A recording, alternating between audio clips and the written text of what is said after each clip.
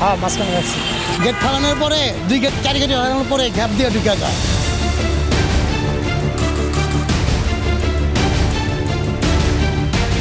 কিন্তু ফাঁক কদ্দুর পাইলে এরা টান দিয়ে চলে যায়।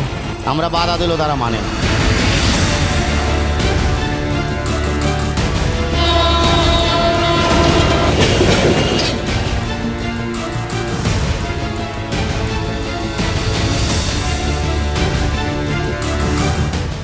কে শোনে কার কথা দেখতে চোখ রাখুন মঙ্গলবার রাত 9টায় চ্যানেল এস এর পর্দায়।